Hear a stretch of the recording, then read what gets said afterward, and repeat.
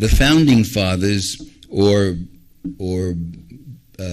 framers or delegates to Philadelphia in 1787, those founders who put together and wrote the Constitution, they were rich merchants, they were bankers, landowners, and more than one-third of them were slaveholders. Who else, I ask you, who else could spend 4 months in Philadelphia from May to the middle of September 1787 writing a constitution? The dirt farmer can't do that. The servant, the household servant can't do that. The slave working in the field can't do that. He can't even leave his plantation. Who can do that? Only the rich and the well-born, as they called themselves. That's Alexander Hamilton's statement that the country should be led by the rich and the well-born. Meaning us guys. And all the other guys, us, yeah, that's right. They didn't exactly say it that way. But what you had at this convention, and if you go to Philadelphia, this convention hall is still preserved, to this day, or been restored. What you have is what you had there was one individual named James Madison, and what Madison did was all during the convention he kept taking notes, and at night the other guys would go off to an inn or something. He'd go back to his room and he would transcribe the notes.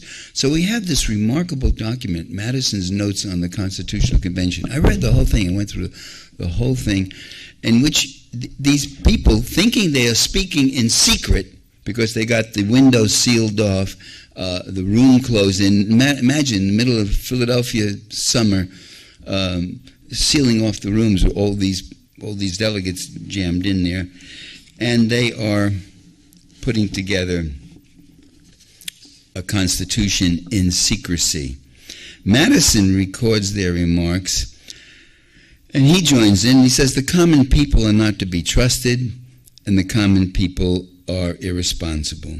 He moved a little bit more over to Jefferson's side on that. He loosened up a little on that in the next couple of years. But most of the people there, of course, did not change. Those who own the land should rule it. That was John Jay who said that one. So they don't pull any bones about it. They don't make any bones. They pretty much come right out and say what it is. Madison, again, in Federalist Paper number 10, which he published out to the public, the most common and durable source of faction, and by faction he didn't just mean little groups or cliques breaking up, he meant class factions, farmers against merchants against bankers or something like that.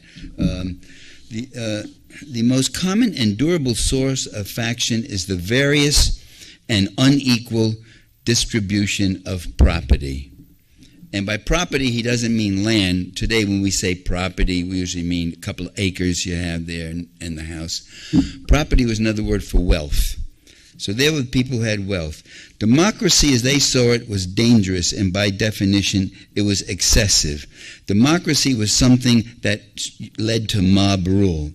The working poor are riffraff. The Constitution, brothers and sisters, was and is a filtered system. What does it filter? Popular sentiment, popular input, ruled by the common folks. Get a look at your Constitution. You cannot vote for the U.S. president. Nobody has ever voted for an American president. You can only vote for electors in your state. And if those electors of one party win a majority of the vote, they then cast their votes for that president. That's the way it's still working. You're not literally voting for the man, you're voting for an electoral college in your state. That was done because they wanted to filter out the passions of the people. And the passions of the people, and the people were not all crazed and impassioned and outraged about this, that, or the other thing.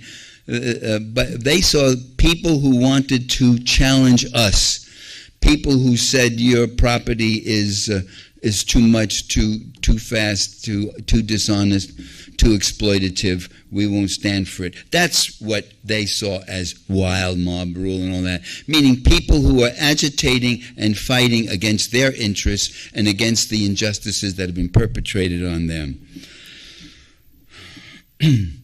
Senators, nobody, if the Constitution that they set up, nobody could elect senators. The U.S. senators were elected by the state legislators. So again, another filter between what the people want and what was their, how it impact on the rulers. It wasn't until 1917, with an amendment to the Constitution, that we now vote directly for senators, U.S. senators. The Supreme Court, nobody has ever voted for a member of the Supreme Court. He's appointed by the president, and he serves for a lifetime. That is not democracy. That's oligarchy. That's ruled by a few who are unaccountable to anyone else. Then they got to the last part of government, which was the House of Representatives. And that's when finally a few people got up and said, James Wilson of Pennsylvania, Benjamin Franklin of Pennsylvania, Colonel Mason of Virginia, that was a surprise. Mason University in Virginia, it exists, it's named after him. They got up and they said, look, we got to leave something for the people. They got to be connected to this Constitution. If we block it all out for ourselves, it's not going to get passed and be ratified. So but that fight to get direct representation from the House of Representatives really brought it out in these delegates. They started coming out and talking about the people are riffraff, the people are this, and the people are mindless, and they don't know how to rule themselves, and they need our leadership, and all that sort of stuff. As it was, this Constitution was so completely undemocratic, since it was a concoction of the rich, that it wasn't getting accepted. It wasn't being ratified by the various states. To get it ratified by the states began to ratify the Constitution with a stipulation, saying, we will accept this U.S. Constitution and take it on the U.S. government as long as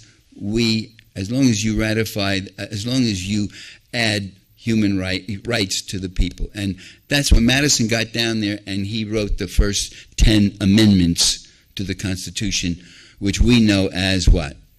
The Bill of Rights.